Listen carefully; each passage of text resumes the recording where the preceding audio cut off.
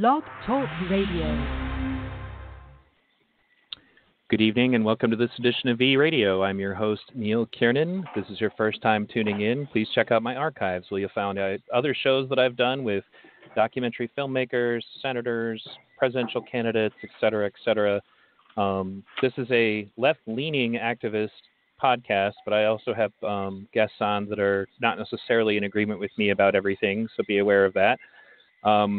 And at this time, I'm not accepting, or rather, I'm not pushing any donations. If you are interested in supporting the show on Patreon, you may, but with things going on with the COVID situation, that's not really a priority to me right now. In the description for the show, you'll find various links to ways that you can follow my podcast and my activist efforts. I'm also going to be switching a lot more, or I'm trying anyway, to switch a lot more of my efforts towards YouTube. I do have some videos. Just be aware of the fact I'm not anywhere near as good at video editing as some, YouTube personalities. But my guest today actually is Aaron Hawkins, also known as StormCloudsGathering on YouTube. Aaron and I became friends in some unusual circumstances years ago, and I've since then become a big fan of his work and his channel, and his website is actually also linked in the description of my podcast. Welcome, Aaron. Hey. So today our topic is going to be discussing specifically how the activism that is currently going on in some way is, at least in my view, and I think Aaron agrees, connected in a lot of ways to things that went on way back when, at least I know when I started activism. I can't remember, Aaron, how long you've been at this, but I think it goes back to the 10 years for you. I think it's about the same for me. For the whole Ron Paul revolution thing was something that got a lot of people started, but I was also part of Occupy and been a left-leaning activist. 10 years I've been doing it, the channel. Prior to that, I did stuff on the street, basically. Like you did posters and that kind of stuff and rallies and all that kind of stuff. And I did the Ron Paul stuff. I still believed in Ron Paul, so I was a delegate. Yeah, I went through that phase as well, and in the long run, I obviously have moved on, but I still feel that there are a lot of things that he genuinely did that were good for activism and bringing people, into awareness. And ironically, the topic today, discussing the Patriot Act and the legislation that he brought a lot of attention to at that time period, is still relevant even to left-leaning activism now. It's especially relevant, yeah. And in fact, I think what's so dangerous about this new generation is that they don't have the memory of all the laws that have been passed, and the fact that the left was the opposition at that stage, and those laws were being passed, and then they got conditioned to accept those laws under Obama because they found themselves defending him and basically not talking about the power grabs he was taking, even in addition to the Patriot Act. He really expanded things through the NDAA 2012, for example, which gave the military the right to detain anybody anywhere in the world. I mean, if the people are scared about Trump, they've given him a weapon he hasn't even used yet. Absolutely. And I think that's the funny thing is back then we were expecting it to be coming into effect, much sooner. I think that a lot of us were expecting, I remember particularly back then that we all expected them to turn off the internet, or as independent journalists in particular, we're always joking about how, we're probably on a terrorist watch list, are they going to limit the internet? And one of the things that I think I remember saying back then that was kind of in contradiction to what a lot of other people were thinking is like, no, I don't actually think they're going to do that. I think they could. I think that they're just going to learn how to best manipulate that medium to be yet another way of controlling everything.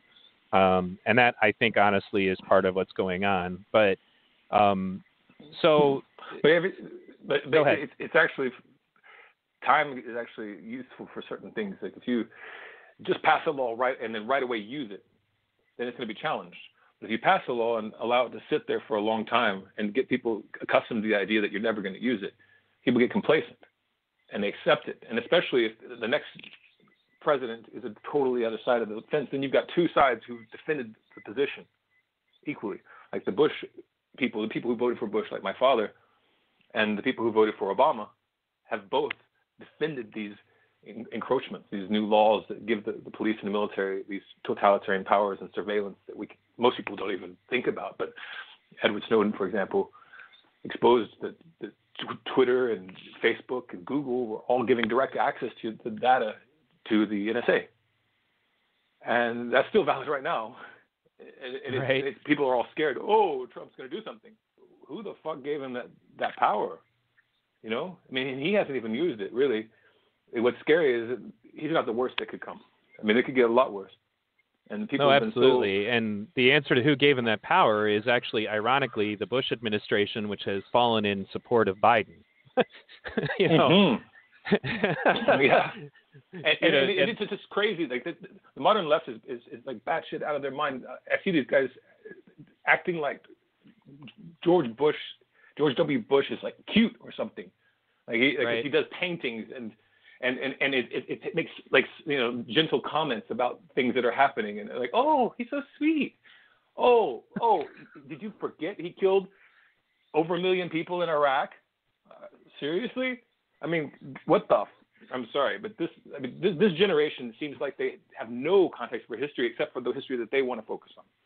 No, that's absolutely the case. And I think that's part of the problem is that you can't seem to communicate that to them. It's like, even in Occupy, there are so many things I remember from Occupy that these people are not aware of. You know, understandings and, you know, just general conclusions that we came to in Occupy, which is absolutely a left-leaning movement, that these people are not aware of, that they don't understand. You know, and you try to share it with them, and then I think that there's so much emotional investment in things.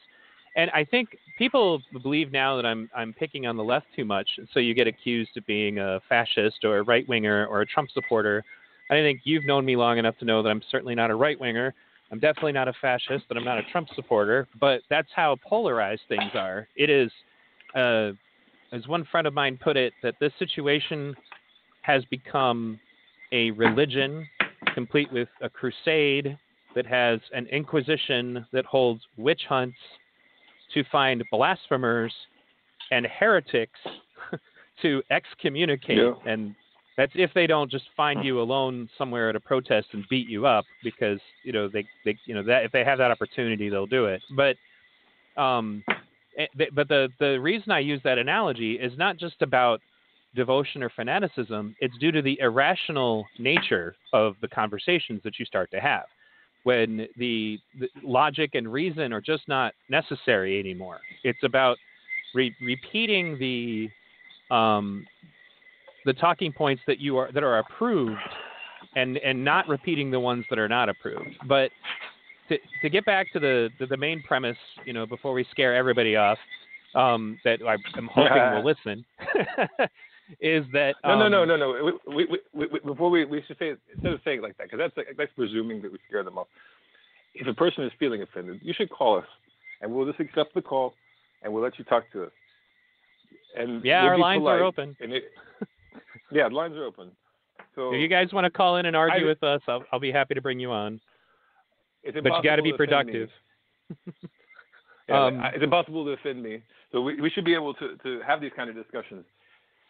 And really, honestly, I know things seem that they're going in a certain way. This is kind of what, you know, always happens in society. You see the pendulum moving in a certain direction. You know, everybody's going this way. But what happens with the pendulum is it reaches the extent of its momentum, and it has a reversal. And then the momentum starts in the opposite direction, and because of the effects of the actions in one direction. And this is what the left is really missing here. I mean, these pendulums have gone back and forth for years and years and years. Every time there's an election, you know, after seeing one president screw things up enough, then people start going, "Oh, hey, maybe let's go to the other side. That guy looks good."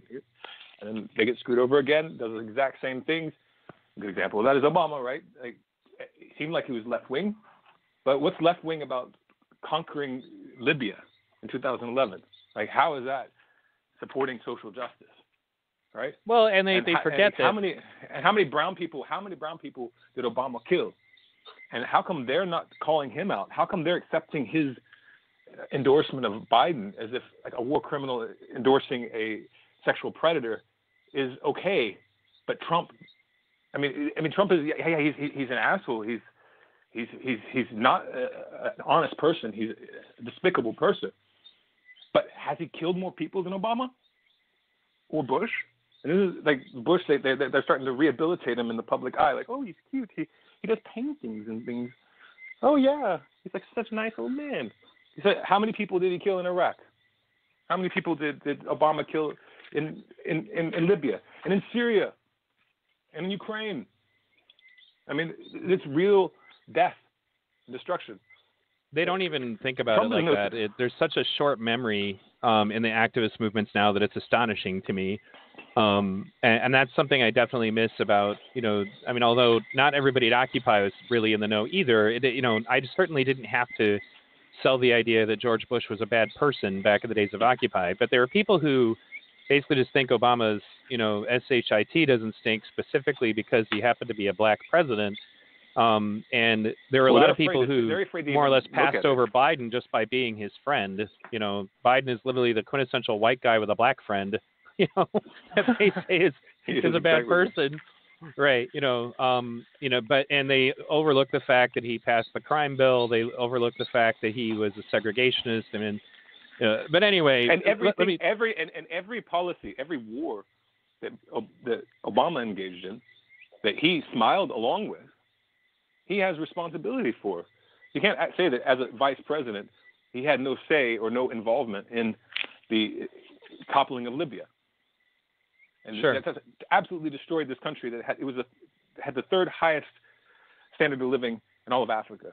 And he destroyed it, left it a war zone. It's still being fought over right now.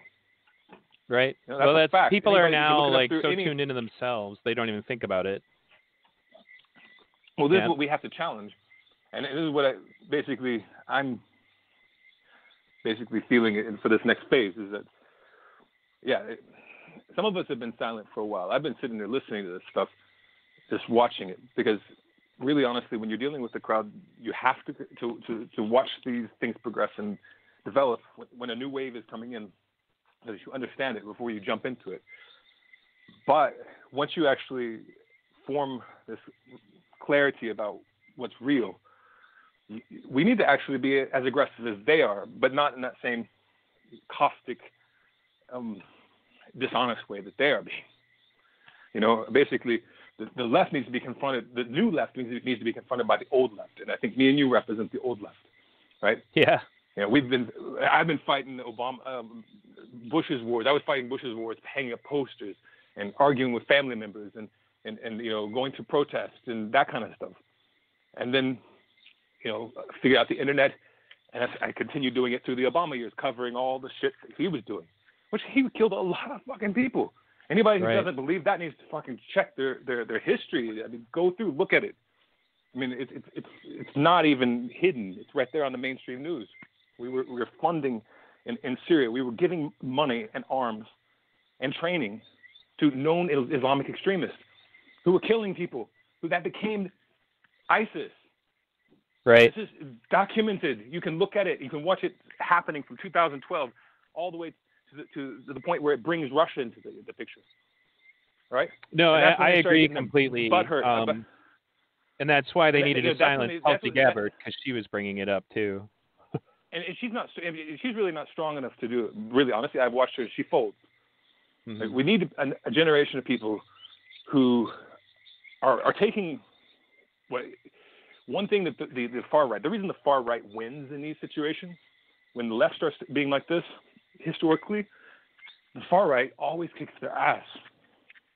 And the reason they always kick their ass is because they are much better at the aggressive side. When you pick this, like you look at what Antifa is doing, for example, they're picking this fight and essentially like starting this kind of, cultural war and acting like they can push the police around and all this, not realizing that most of the society wants law and order. They don't want their businesses burned down, all that kind of stuff. And that's actually what creates that shift to the right. When people see that, the left represents chaos and destruction, and the left is attacking the institutions of police and these kinds of things, it sets the stage for the right to come in and establish order.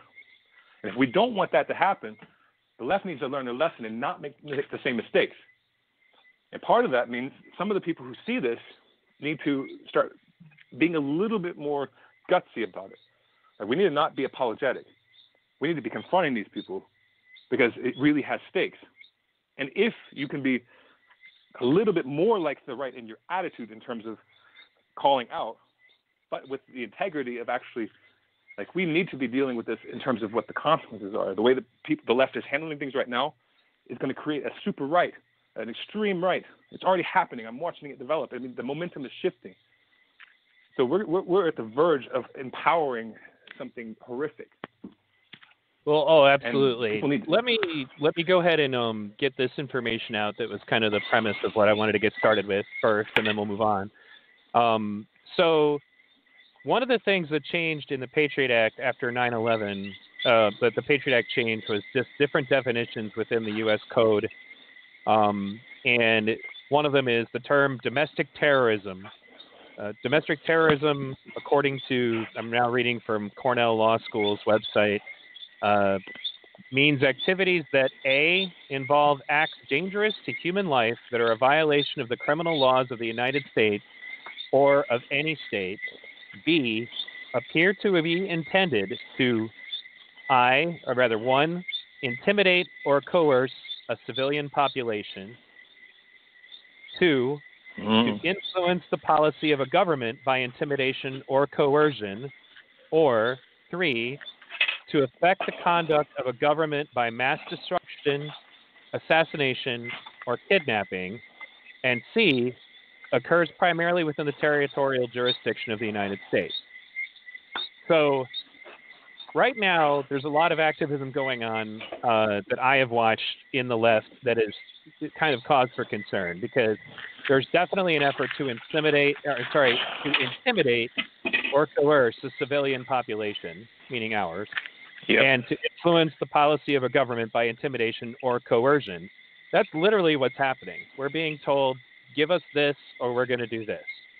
They're openly saying, if you want the burning and the rioting to stop, then you have to do what we say. And when you bring up peaceful solutions, you're shouted down. You're literally told you're a bootlicker, you're a fascist, or whatever, if you oppose any of the things that they're doing. And these things are kind of coupled with some interesting mind games. I mean, going back, ironically, once again, to the Patriot Act, it's, well, of course you support the Patriot Act. You're a patriot, right? So then you have terms like Black Lives Matter. You either support Black Lives Matter or you don't feel Black Lives Matter. You're either you're either Antifa, and Antifa means anti-fascist. So if you don't support Antifa, then you're a fascist. They create these dualities that you have to follow along with, and it basically. But one of the things it's helpful. Go ahead. Oh, sorry. No, you go ahead. I think one thing would be very useful to come to terms with, and this is from speaking from experience because I don't live in the United States, is that a lot of these dichotomies are really only in the United States. No one else in the world gives a fuck about all these things. Like, no one is thinking about these things, talking about these things. They're just looking at the United States like, wow, those guys are really losing it. Both of you, the left and the right. Like, really, really, really. I'm in a country that's black, a black country. The government's black. It's a majority black population. Basically, I can't even, I have some white friends, but most of the people I know are black. But it's not like the United States at all. It's very different. And there's reasons for that. The United States has a history where, in a lot of countries this happened, where basically black people were freed from slavery, but they're still within the white system. Well, if you're in a country like this, they got their freedom. It's an independent country. It's not the same dynamics. All those ideas about whiteness and blackness don't make any sense if you just leave the United States and go see a country that's got a different composition of people. Here, the government is black. I am a racial minority. But what I can tell you is they treat everybody here with respect regardless of your color. They are actually colorblind. And this is one of those things that the left tries to do right now. If you try to say, I want to be colorblind, they say, well, then that's just even racism. That's bullshit. And this is how we need to start responding to it. That's bullshit. Because you would accept it if you in a country with a group that had a different skin color and they were accepting you, you would accept that generosity. Like, oh, it's great that they're treating me the same as they're treating everyone else. They're not treating me like an outsider. They're being friendly with me. That's a good thing. That's what we should want. Well, we need to be focused on what we want to happen, not trying to condemn people and give them no way out, which is what they're doing. They're setting up this thing that actually only leads to race nationalism. It leads to people talking about creating whole nations somewhere else where they don't let anybody of the other color in. They're doing that in these things. They're segregating these discussions even, like where they're giving these presentations where it's only people of color allowed in the discussion or only white people allowed in the discussion because it's going to be something that's confronting white privilege or whatever. They're setting up the exact thing that Martin Luther King was trying to disassemble.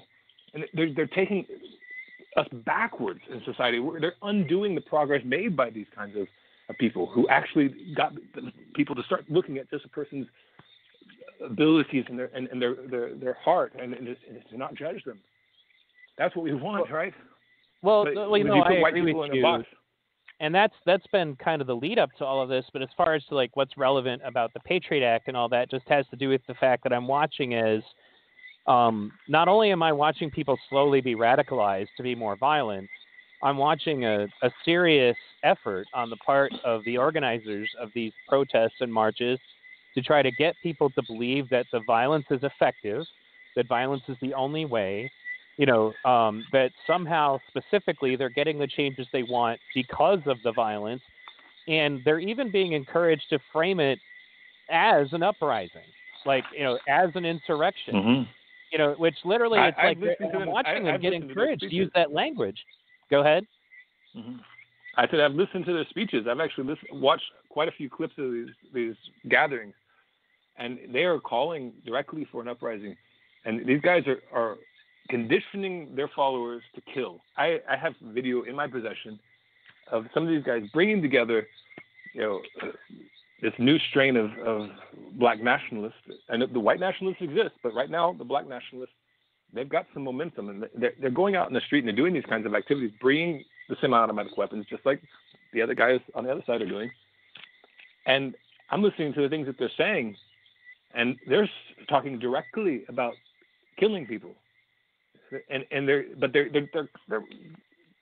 being very careful to not directly say go kill people, but they're laying out this narrative where they're saying if somebody points a gun at you, kill them.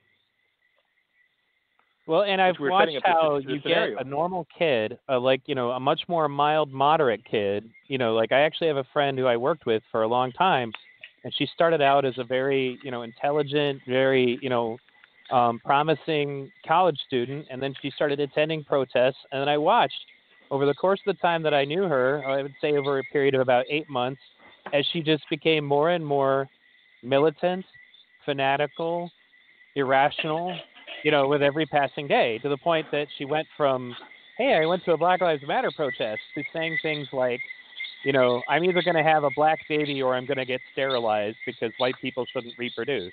Like, that was the end game, mind you. This is when I stopped talking to her.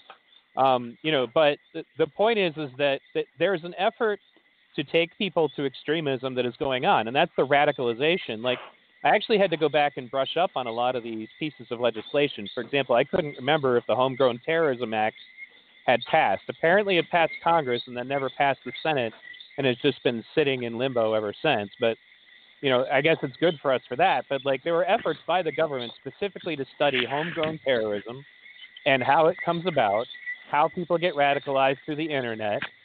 That was all the research, all the research I stumbled on. I was like, oh, okay, well, this thing didn't pass. Back then, I was afraid it was going to, that we still got the NDAA.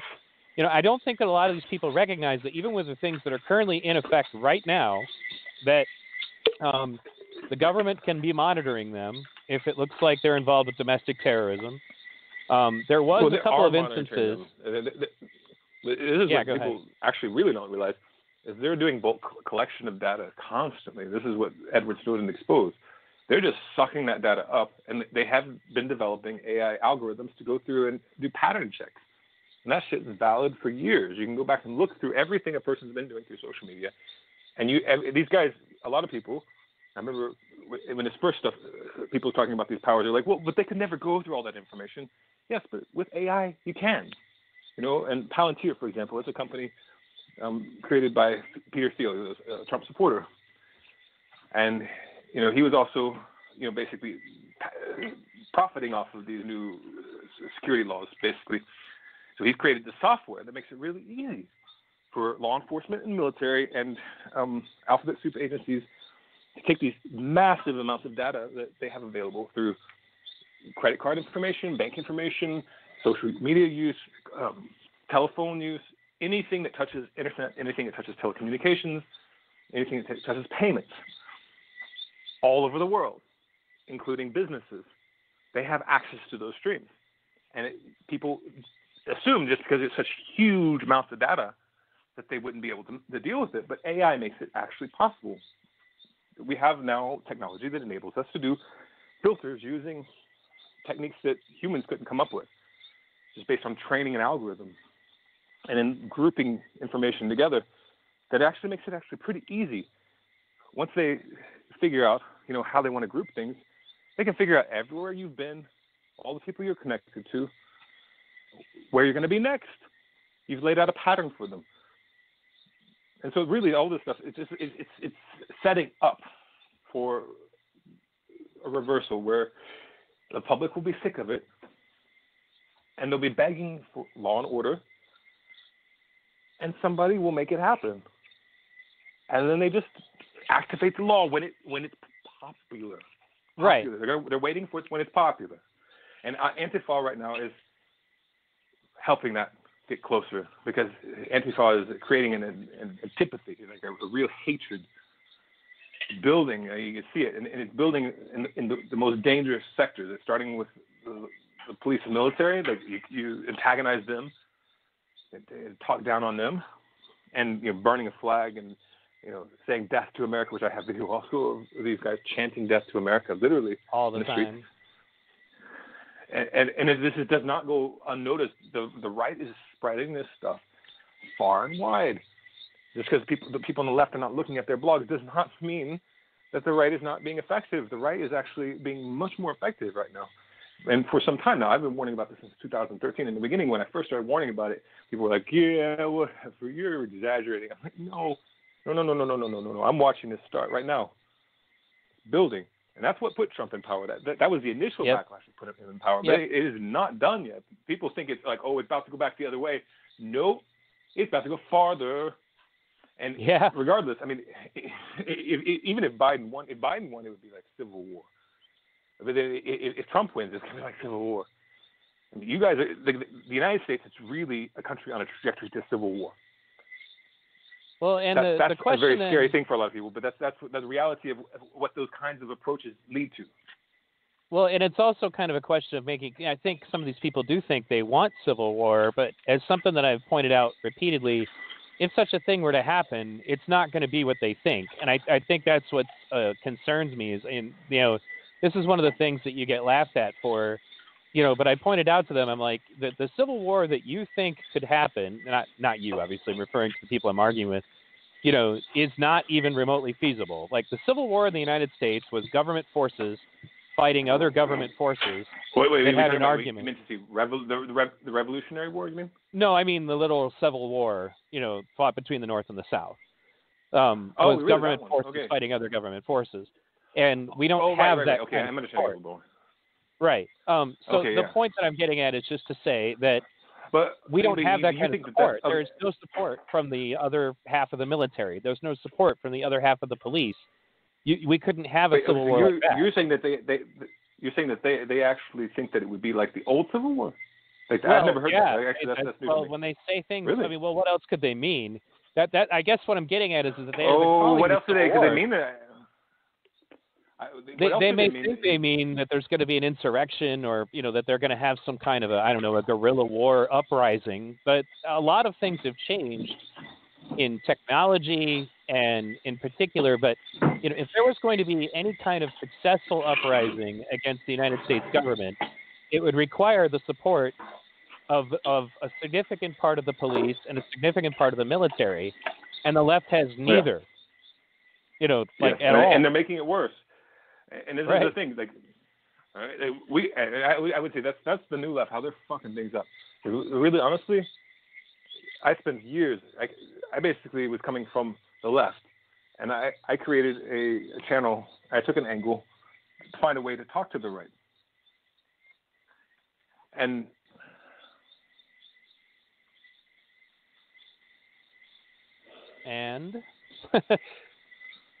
I'm just taking a moment. Okay. Well, the thing is, what people are not realizing is that what societal change is about a momentum of society, about making people move in a direction. And you don't achieve that by pushing people away and saying, I condemn you, I hate you, I dislike you, you're shit. That doesn't work. The ultimate way to shift someone in another direction is to actually pretend like you are them. But I did it in a sincere way, because the truth is, I was raised in an extremely conservative Christian family, and when I was a child, I was conservative. I watched Rush Limbaugh, but then I had a radical shift, and I became very, very, very, very far left on a lot of ideas. But at the same time, I was out doing homesteading stuff, and a lot of these guys were into, survivalism and all these kind of things. So I wanted to talk to them, work with them right now while they were against Obama, to help them see the principles of why Obama was really dangerous, and then connect it to what Bush did, and show actually that, this is not, they didn't start with Obama. Bush has been doing this too, but now they know I'm on their side. So they're looking at it like, wow, that's crazy. You mean Bush was also a criminal? Like, this is not a liberal trying to tell me something. Ooh, I might have to listen to this. This is kind of crazy. I got a lot of people to listen to me about ideas they would never listen to before, because I was not presenting it from a position of attacking them. I was blurring the line of who is us and them, and making us first. Because if you make us, if you can define the us between you and the people you're trying to talk to, then they're actually willing to work with you. If you have some grain of truth, you can be able to contradict them on some things if they trust you enough to know that you're on their side. We want the same things. We want to be able to raise our kids and have a beautiful future, and we disagree about something, so let's talk about that. And then you have the ability to actually do something. But if you antagonize the people you're trying to talk to, it has the opposite effect. And particularly with the police and military, this is crucial, and this is why a big part of what we did, like, we built that bridge with the left and the right, and we built the relationship with the police and military. And I would talk to them directly in my channel, and I would speak to their conscience and urge them to make a different choice. And that can be really powerful. We actually saw results. We actually saw soldiers do things that were technically illegal, like hanging up a sign in front of their face, covering their face, but in uniform, speaking out about what the United States was doing in Syria, for example. Well, no, I agree with you completely, and I had a similar effect, because I did my time as a libertarian, for example. I was able to communicate with them a lot better, and a lot of my friends, I still have listeners from the libertarian side of things, even though my show is not right-leaning libertarian anymore, but it's largely because of that.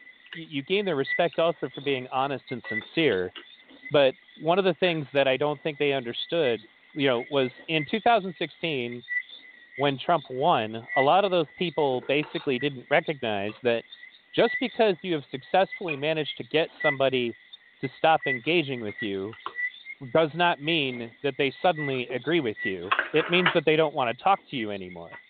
And so they would shout down opposing viewpoints. They'd pull fire alarms at Ben Shapiro's speeches. They would do things to deplatform people, to cut off their ability to talk instead of engaging with the things that they were saying. And they believed that doing all of these things somehow meant they were winning, when in reality, they really just turned people off And those people just stop engaging with you. They didn't change their minds.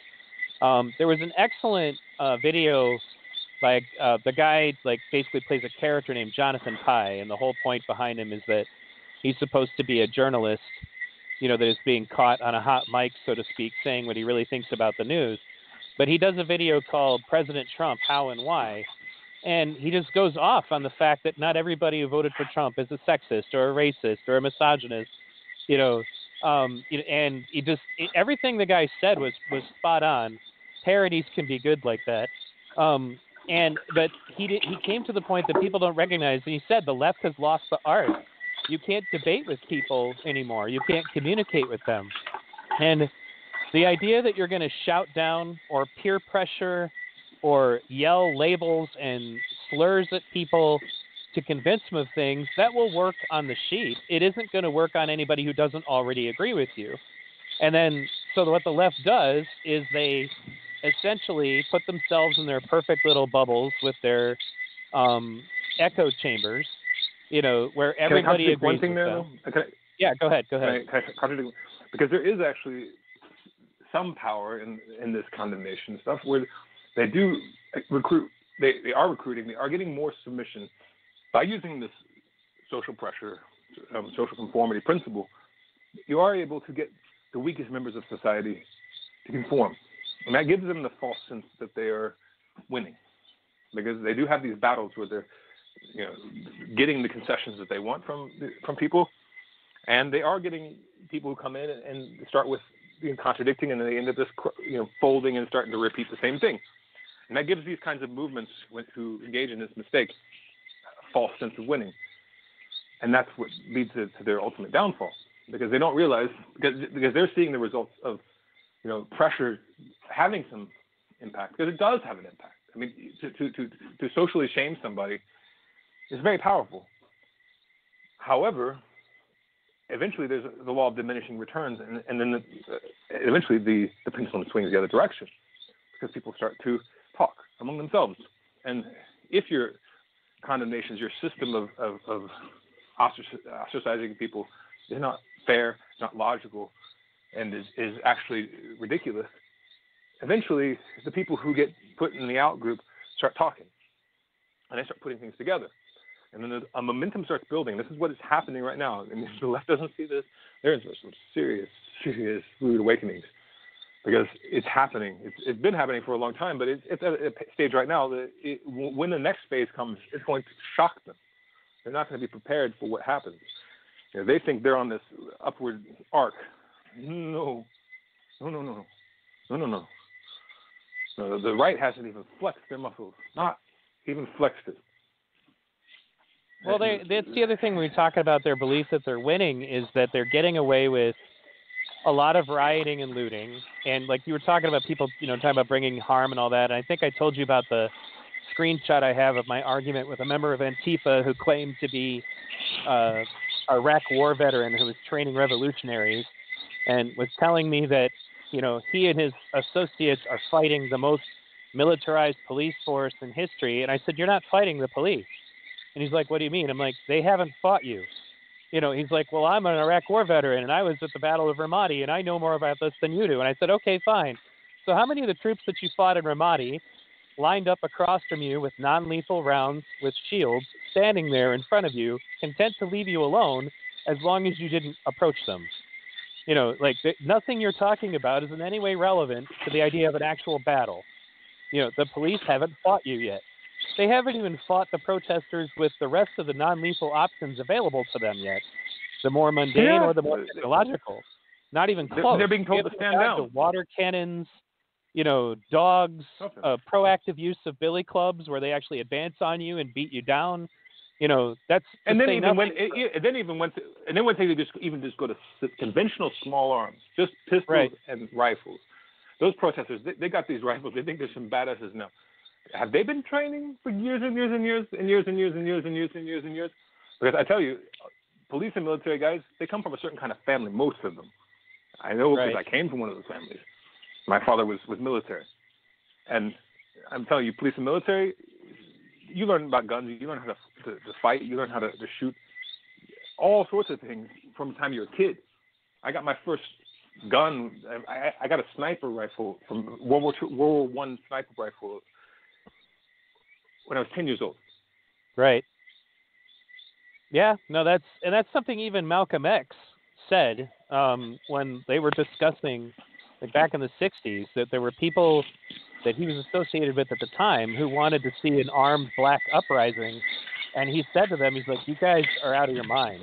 Like, we will get our asses kicked. He's like, you have no idea what you're talking about. You know, and that's kind of comes back to like what I want to talk about eventually here is just like who are the agitators and what are their motives. But before I even get to that, you know, like we up the scale, but I remember back in 2008, just the realizations we came to about the non-lethal options that are available that haven't been employed yet.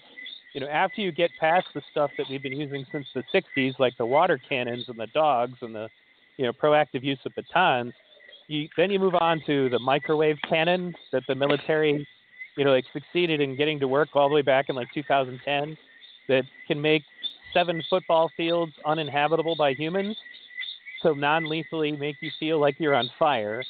You know, like that's a legit, real piece of technology that was perfected years ago.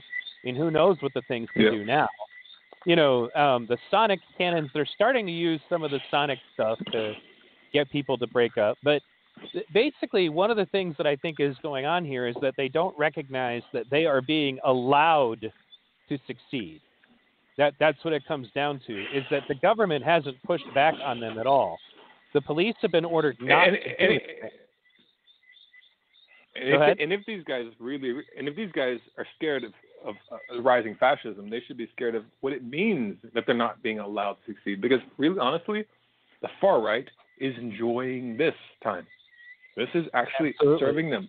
It's in their interest to keep quiet.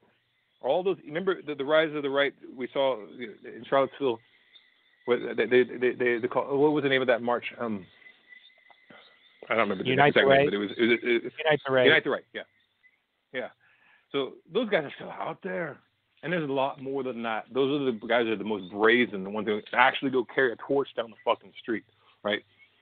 But there's a lot more than those guys, and right now, they understand it. It's in their interest to just let this shit simmer.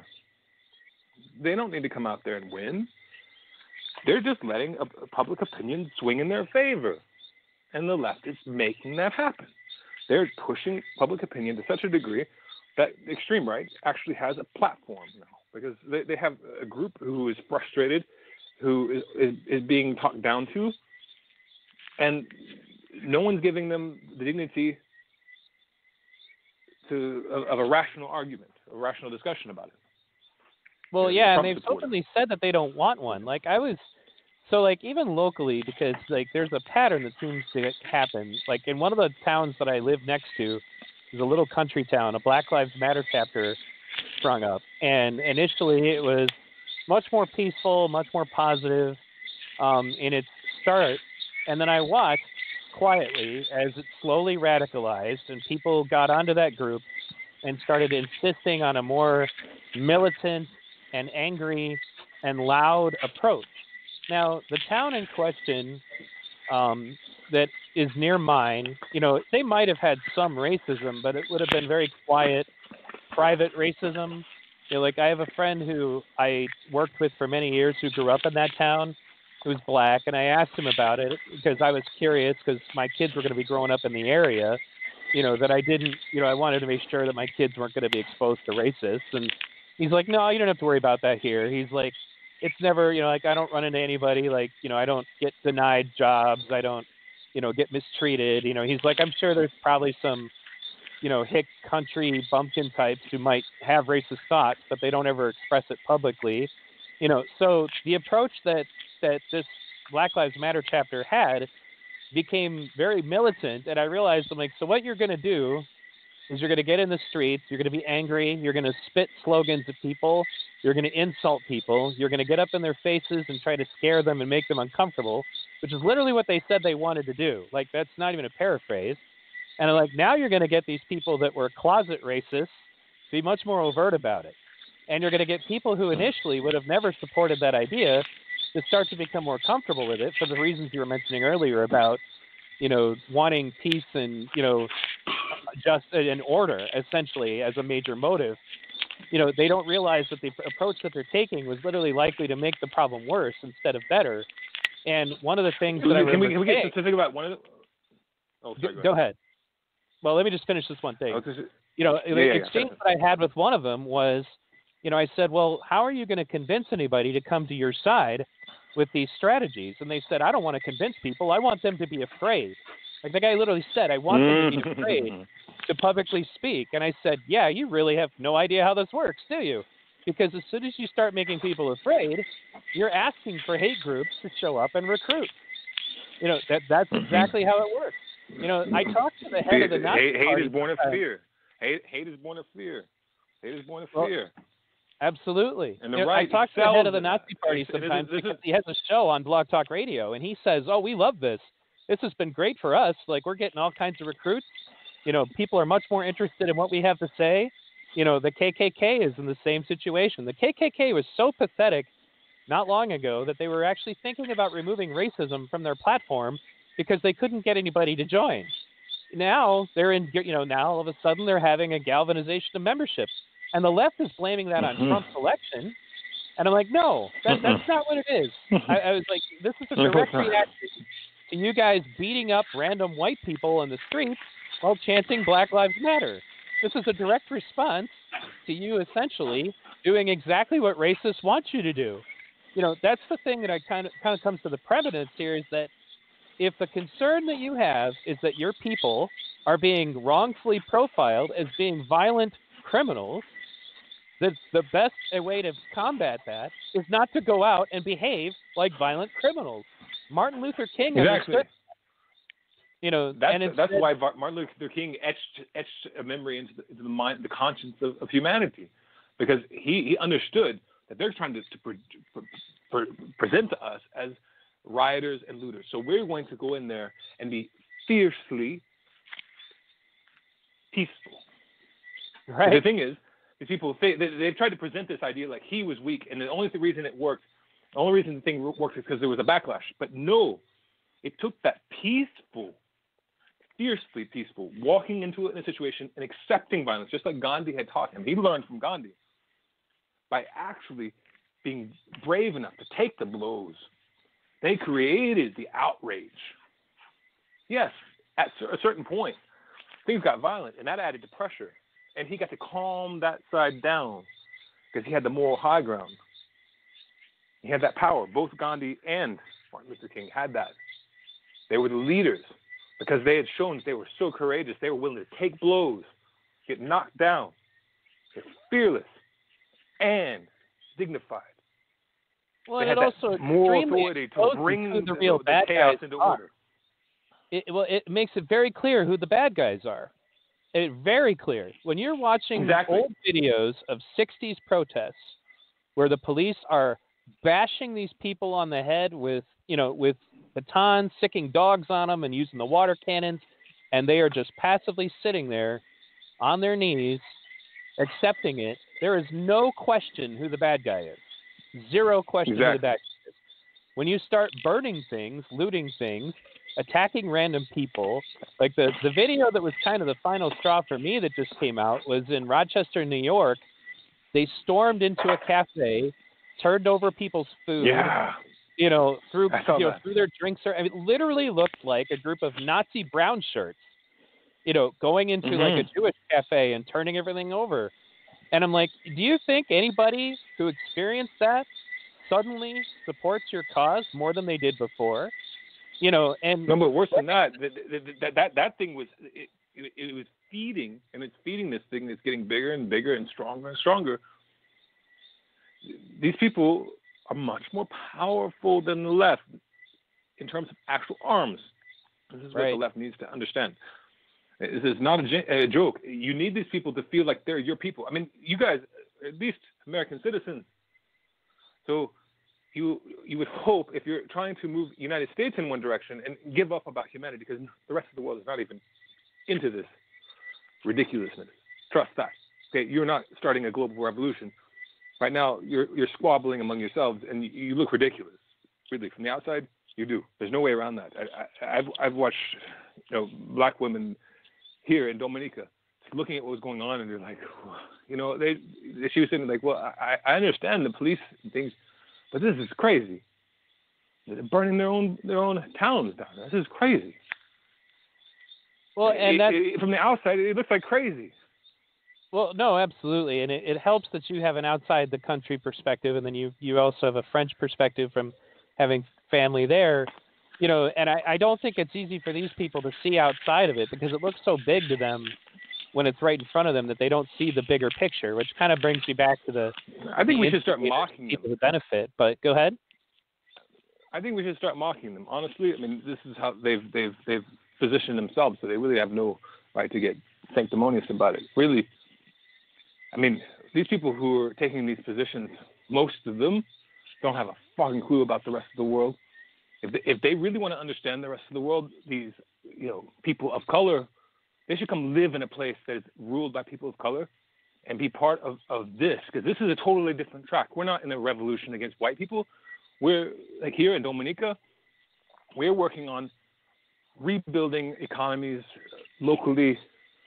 Yes, there's a history of colonialism that exists, but they're gone now in this country, and now we have to do something, and we're focused on that. And the United States is most of us, the rest of the world, think the United States is just done for. You guys are fucked.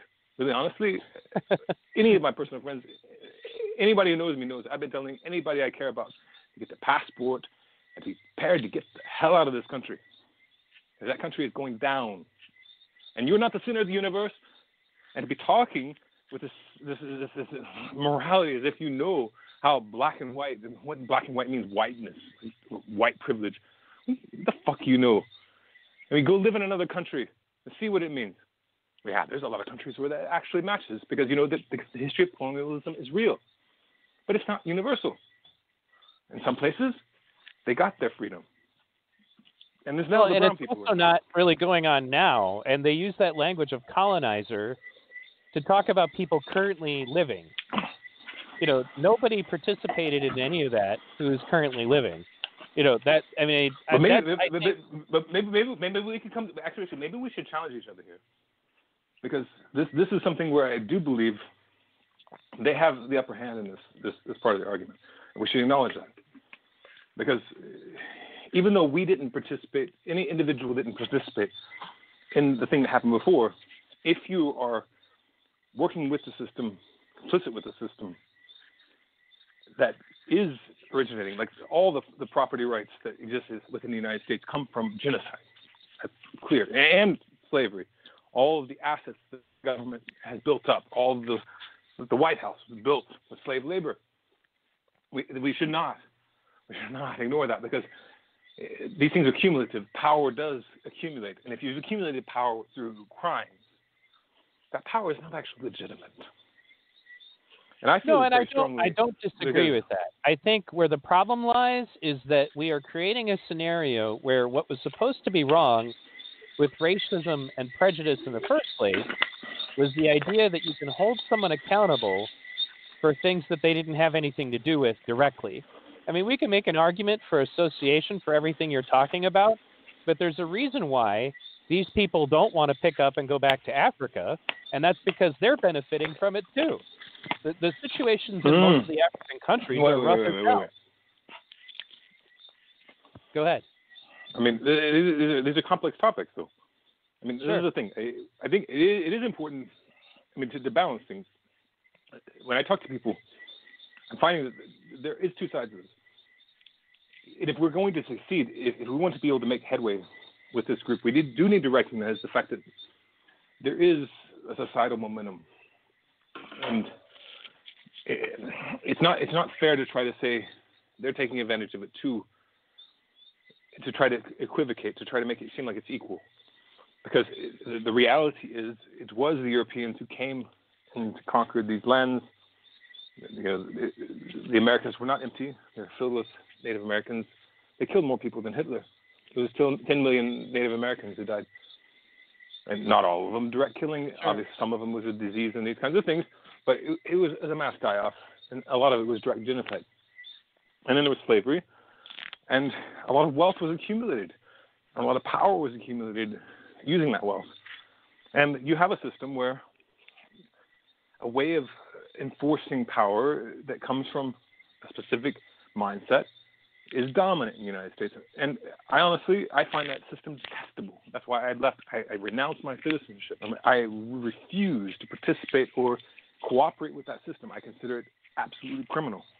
That system is here's evil. where I think I believe that people have gotten caught up too much in the distraction, is that it's important to recognize that a lot of things that have been identified as systemic racism actually would fall into the category of systemic classism, and that they go on in countries where there are no white people, and they go on in countries where there are only white people, and that race is a divisionary tactic of getting people to fight amongst themselves based on their differences is a strategy that gets employed in all of these countries, and they find other ways. Like when the British Empire was ruling the United Kingdom, they divided the Irish all the Scottish, and my point is that the wealthy collude. Like they talk about the slaves, they don't bring up the fact that it was the rich African kings who sold those black people to the European slave masters in the first place. Which isn't to say that means that the point was to get at there is that the slave trade itself was wealthy people trading poor people with other wealthy people. The fact that there was a given race involved was just about what was practical. It's easier to have a slave race that's easily identifiable as different than your own. As far as the question would be, do you think that the black African kings who sold the initial slaves were concerned about enforcing white supremacy? Of course not. But nobody looks at it. Their chronology of events begins with what part of this was white, and then they only talk about it in that perspective. That's where I'm coming from when I say that you can't hold everybody accountable for things that other people. I think to be effective, though, you're falling into a trap, though. This is I think, a key element. I mean, really, honestly, I had the same conversation yesterday with someone else, and I see this, and it's really easy for people to not see how traps are being set, way things are being interpreted.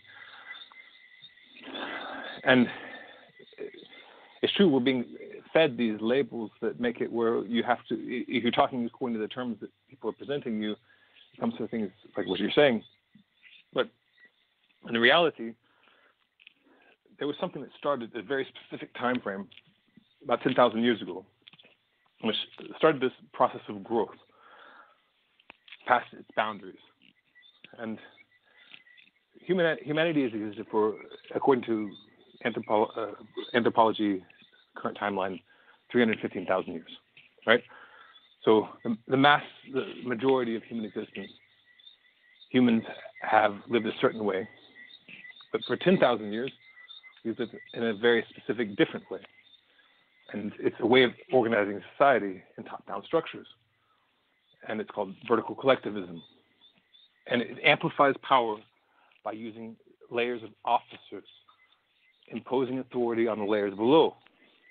And the reason it won, the reason it spread across the entire globe and no one could stop it, is because it's excellent as a military strategy. It's good for killing people, for conditioning people to obey. You use authority and conformity, and you layer it where people have people above them who are using this authority principle saying, you do this, and then everybody around them conforming and moving, and if anybody breaks conformity, they punish them. Then that can expand the authority principle, because tribes, which is the origin before the colonialization, you want to talk about that, they were all horizontal. They had leaders, but the leaders did not have these layers of authority and conformity. And when we talk about layers of authority and conformity, it all comes down to police and military, because those were the enforcers. But to get the police and the military, somebody who has the gun or the sword, to kill somebody without question, The way to have that level of power is to have layers and layers and layers of people who are in charge above them. So they feel they have no choice but to obey. And that's the system we've keep repeating, replicating thousands of years. And that was fundamentally different than the tribes. Yes, it's true that there were the beginnings of civilization. That's a euphemism for this colonial mindset, this growth-based top-down system. But when it started in Asia, in Mesopotamia, and it spread throughout Europe, and it was not white people. White people were one of the people who were conquered. There was thousands of tribes throughout Europe, thousands of languages and cultures. And those guys were white. And then they were forced to adapt or become like them or become them or be conquered. And then that spread. It's a disease, this way of organizing people to create this power structure where there's somebody at the top or a few people at the top, or you call it democracy, this cluster of idiots at the top, Congress or whatever you want to call them, and they're controlling everything. And everybody below thinks that they have no power. Well, that's bullshit. We're humans. We have our power. In a tribe, the leaders can't just dictate from above. They have to deal with the human beings around them. But when you create this structure, this top-down, we have layers and layers and layers of generals and officers and law enforcement and intelligence agencies and systems. Then the guy at the bottom, he has no power. He's going to get carried away. Because everybody's just looking up at all these people above them, and everybody's saying, obey, obey, obey. And most humans can't resist that. It's too powerful. So that gives whoever's at the top the ability to do atrocities, horrible things. Well, and at the core of what I'm getting at was to say that there wasn't one race that dominated that perspective. And slavery throughout the centuries, was people enslaving people. The Egyptians had slaves. The Native Americans had slaves. That's something that doesn't get commonly talked about. But when Native Americans conquered each other, it was just like in Africa that they would take slaves from the people they conquered. But it's being labeled as if it's only a white problem.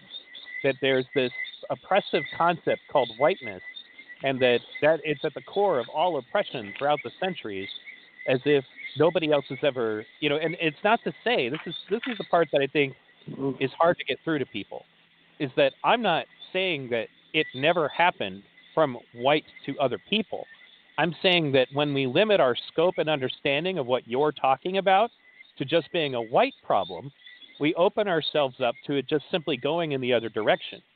And that it's the ideology itself that is supposed to be what we're fighting. It's the idea of hierarchy, wherein there's a group of people who are in control and there's another group of people that are not, that is supposed to be at the core. I share this video frequently, which ironically came from a group of socialists from the United Kingdom, where they pointed out through an analogy, like they create what he called the kindergarten game, where they give one kid in the kindergarten all of the toys, and he's supposed to essentially represent like the elite capitalist, who's figuring out ways to control the masses. And he goes through the list of the different things that this person does. Race was on the list, but so was religion, so was gender, so was, sexual orientation. So it's like they think that the problem is racism, when the reality is that the problem is that there's a group of wealthy people who want the poor to fight each other so that they never unite against them. And if racism doesn't work, they have a bunch of other tools at their disposal. That's why I brought up the example of the British Empire ruling the Celtic Islands. Those people are all white, but they still figured out ways to divide them by, their race or whatever. When I taught my kids about racism, one of the movies we watched together was Gangs of New York, which is about early colonial, before it was the United States.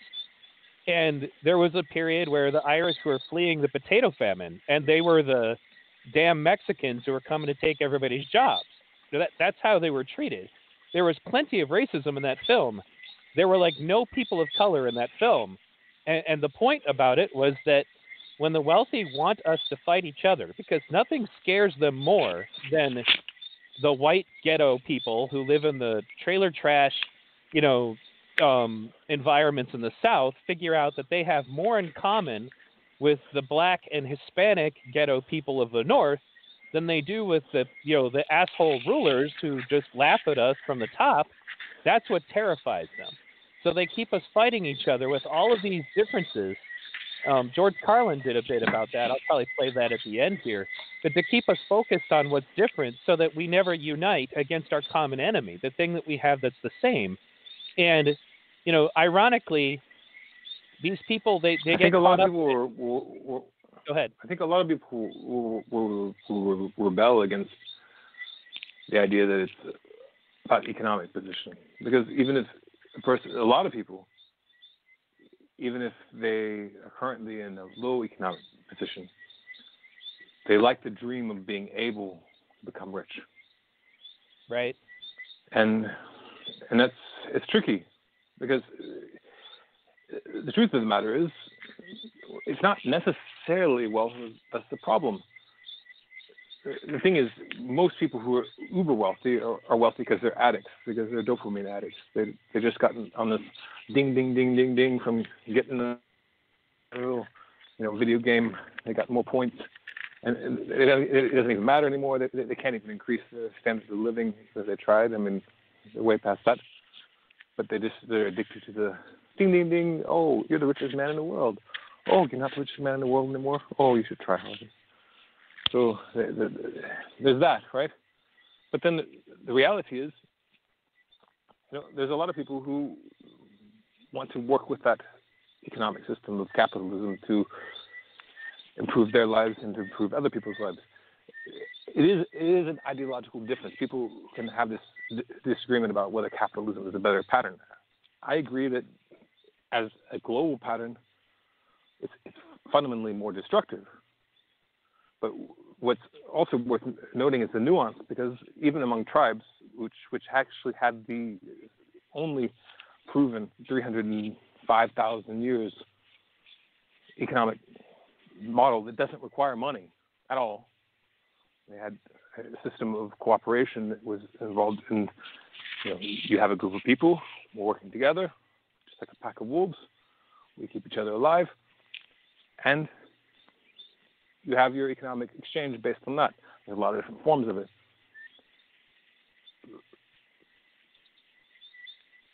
No, I agree with that. But even those, even some of them, even when they were dealing with foreign tribes, they still had methods of exchange that were more resembling capitalism. Because if you don't have trust, if you don't have a close relationship with somebody, it's really hard to get that altruistic mindset that you're willing to just share equally the things that you have at your control with somebody who's far away that you don't love, you don't care about, you don't have a relationship with. The thing is, tribes, they were able to maintain this non-monetary approach for the majority of human existence, and that's why no other species has a monetary approach to economics, because they share resources too. I mean, wolves, they share resources. Any social animal shares resources, but we're the only species that needs money. So we're the only species that's doing this particular system. But there's another way. Go ahead. So I was going to say that, on the other side of the coin, because ironically, because of the fact that I've been concerned with the other element. So like we talk about the groups of instigators, some of the people I'm also running into. So actually, let me just kind of give the list and then we'll elaborate. So here's what I have essentially figured out are the groups of people that think that they have something to gain by the current state of chaos. First, you have the white supremacists who believe that they want a race war now because they look at the future and statistics are showing that white people will be a minority, even just through regular interbreeding, before a certain period of time. I don't have it memorized as to what they think, but they believe that if they're going to have a race war, they have a much better success possibility if they go now. And, so they think that if they're going to get all these people of color out of the United States, they better get it moving. And so to them, they're hoping that things continue down the lines that they are because it'll be easier for them to get a race war started. But then you have the black supremacists, who many people on the left simply just pretend don't exist, who are hoping for a race war, because a lot of them have some really crazy master race Nazi-like ideas that it's their destiny to win such a race war. And people just kind of dismiss them by saying that they're some kind of a minority. The thing is the more research I do, the more I find and come across black supremacists who are not just members of Black Lives Matter, they're organizers. Like, I have a screenshot of something that the former organizer of Black Lives Matter from Ontario said that is literally just Nazi ideology in blackface. You know, whereas they said that white people are genetically a defect, you know, that black people are superior, that melanin is the chemical that makes people civilized and white people don't have it. You know, like just a whole master race ideology built around black people. And a lot of people are not aware that this ideology existed. But the Nation of Islam is perhaps the most prevalent, you know, obvious group that has been saying these things. They're just usually a lot quieter about it. It's like when you get involved in the Mormon cult, for example. The Mormons have some pretty crazy beliefs, but you don't find out about them until you've been in the club long enough, you know, for them to feel that it's safe to go ahead and tell you about it.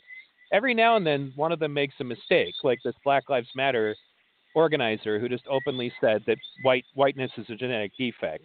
She deleted the post, and unfortunately for her, the internet saved it. You know, and when you bring this stuff up, then people just try to dismiss it. But these people know who they are. You know, they know who you are. Essentially, they are working to slowly radicalize more and more activists to think like that. And they see this as their opportunity to make that a more popular ideology. So there's another group. And then you have the anarchists. This is another thing that I found to be kind of hilarious about the conversations about Antifa, is that back in Occupy, everybody knew that Antifa was primarily an anarcho-communist group. You know, some of them less militant than others, you know, but that it's a communist group, that it's an anarchist group, and that everybody understood that, and everybody understood that they, you know, basically believed in organized violence, and that their purpose was to try to overcome the government so that they can have, you know, a new anarchist society. And now, if you bring that up, people on the left are like, I run into two different types. There's either those that are utterly ignorant of that and don't know anything about it, and because they're relatively, like when you talk about this generation, because they're relatively new to activism, they weren't around for what Antifa was like. You know, when we were at Occupy Detroit, they annoyed the hell out of us because we would have peaceful marches and protests, and they'd be walking around behind us breaking shit, and then we would get the blame. It would be Occupy did that, you know. But Black Bloc protests, and specifically, you know, I actually went back and watched videos, for example, of like the Berkeley riots, you know, where they're openly wearing Soviet symbols, carrying red and black flags, you know, which I know it means because I'm versed in anarchist symbolism, but these people are not. And I tried to make a post to bring this up, and people laugh at you. That's not true. You don't know anything about Antifa. Everybody's Antifa who opposes fascism. You oppose fascism, right? Like the Wall of Moms, they're Antifa. And so another ironic thing that came about. Go ahead. Maybe we should. I mean, this is my approach. Is I see so much ridiculous in this kind of thing, and I almost would enjoy. Actually, I would enjoy being in that country for a little while, because I mean, if a person is talking about, are you with the fascist? Do you know what the meaning of the word fascist is? You know what the origin of it? I mean, fascia is a bundle of sticks.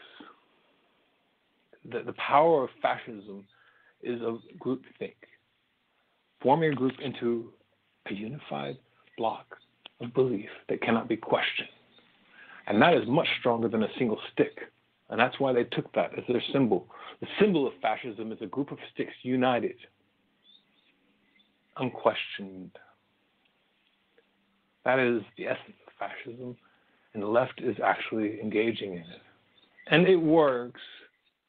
It works. Yes, you have a chance of generating a movement when you're working with that principle, because you will have successes if you overwhelm people with the conformity principle. If you make them feel like they're outnumbered, most people cannot stand against it. Of all the people who submit, you'll have a large percentage who didn't actually want to go that direction. And then you're going to have this other percentage, these resistors.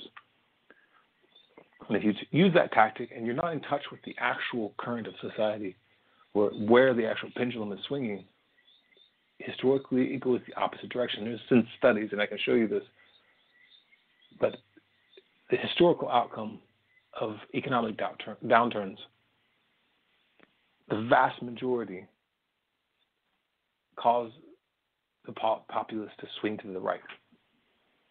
And that's not without the left doing their antagonism. But the fact is, and the antagonism of the left actually feeds the right. If you're attacking police and military, what do police and military represent? They represent law and order.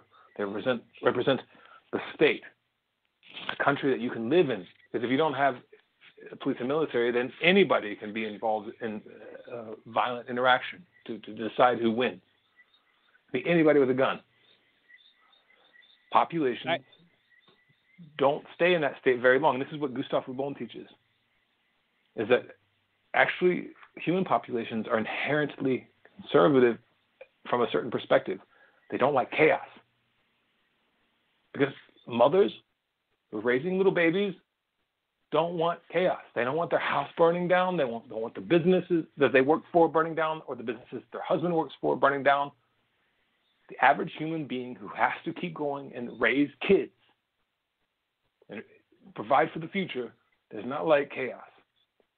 So if the chaos starts coming, they start asking for a solution. They start saying, somebody do something. This is too much. They burnt our business down. This is crazy. Do something. And this is where the right wins.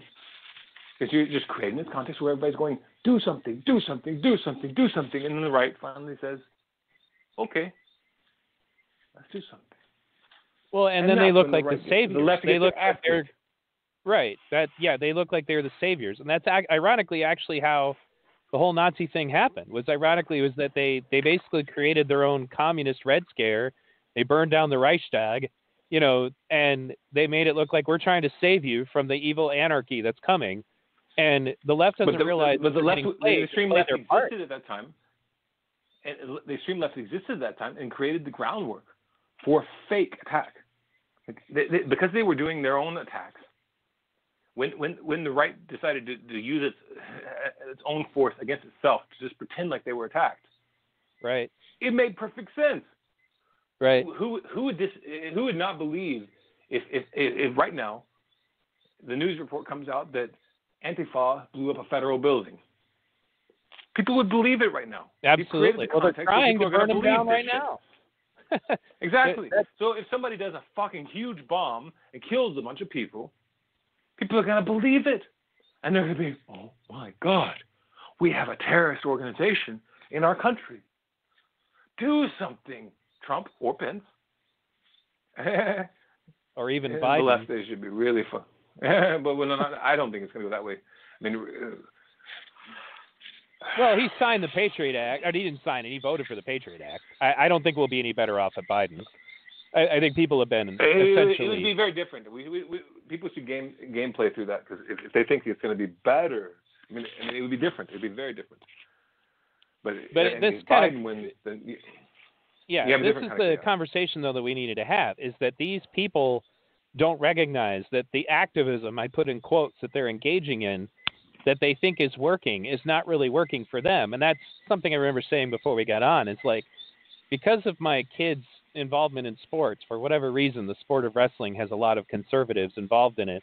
And so I have all these conservative friends in my immediate circle, and a lot of them were much more moderate Republicans who would have never approved of, say, a group of protesters being put on buses and shipped off the camp somewhere. But the more they behave like this, the more public support for that kind of draconian measure is becoming popular. And I actually pulled up some articles because, they're trying to say that they're gaining support, but the statistics are showing that that's not the case. So I pulled up some articles about this, and even the left-leaning websites are admitting, like one of them they listed poll support for Black Lives Matter movement slipping in Wisconsin, and it brings up a graph. And in June, the Black Lives Matter movement had a 59% favorable rating and a 27% unfavorable rating. And then with each preceding month into August, it went from 49-37, and then in September it dropped again as far as the favorable rating, as the rioting and the burning and the looting continues, and more specifically gets justified, and people are literally writing articles for, entitled "In Defense of Looting," as if that's defensible. The support for Black Lives Matter is dropping, but that's, again, don't forget their attitude is we shouldn't have to convince people. We're just trying to scare people. They don't recognize that now, even like the suburban Republicans who might just look down at you a little bit, who drive a, SUV around and all that, are now to the point where they're going to be in support of things that normally you would have only heard from an extreme right-wing person. And, the more they do things like target innocent people like they did in that cafe, the more they do things like blocking freeways, which, that's another thing about it is like, I think that what's going on is that, you talk about addiction, there's an addiction to rage. There's an addiction to being angry. There's an addiction to, feeling justified in doing something. So they engage in activism that makes them feel good, but it's not effective.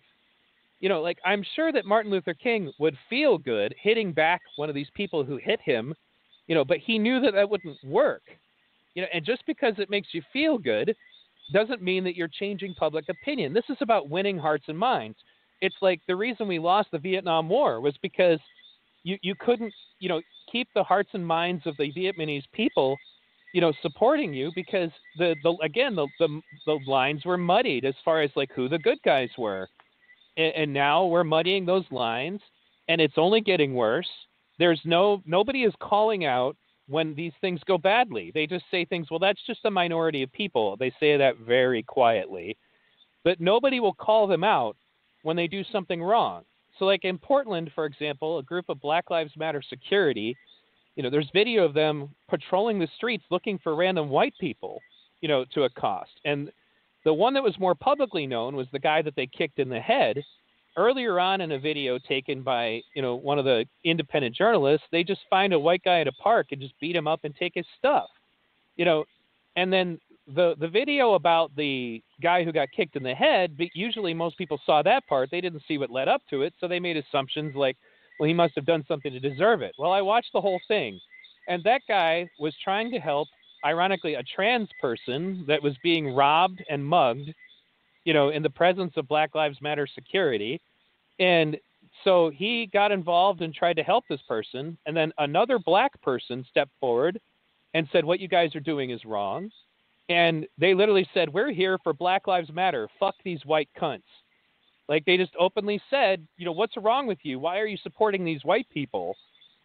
So then eventually that leads to this guy who was honestly a really passive, mellow white guy just trying to get in his truck and leaving. He didn't hit anybody. He didn't hurt anybody. He did drive away fast, but that's because they were pounding on him and they beat up his girlfriend too. So then eventually the truck crashes and they yank the guy out of the truck and they beat the shit out of him, and again, still saying Black Lives Matter. And then eventually they knock the guy unconscious, and that's another example of a video that's then going to be used to recruit for white supremacists. They're going to look at that and go, see, we told you, and then you couple that with what I consider to be the final nail in the coffin, which is that cafe video we just talked about. And people will say very quietly, well, they don't really represent us, but they have this amorphous thing going on that they think is going to work. And Antifa does the same thing, which is that anytime something good is done in the name of Black Lives Matter, they can say, oh, well, yeah, those people are Black Lives Matter or they are Antifa.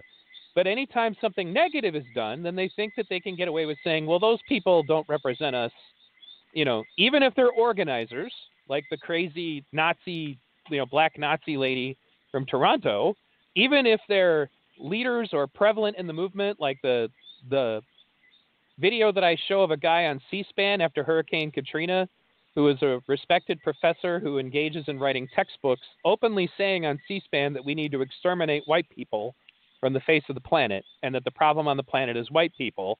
So even if they're people like that, they're the fringe that, don't pay attention to them. Basically, they create a situation where they think that they can get away with suggesting that anything positive represents them and anything negative, even if it's done in their name by people chanting their slogans, is not them. And the problem is that'll work for a while. It doesn't work on intelligent people. And that's the reason for these polls that I was just quoting, showing, Black Lives Matter support dropping every month. And they don't do anything about it. And the reason they don't do anything about it is because everybody's scared of the backlash you'll get.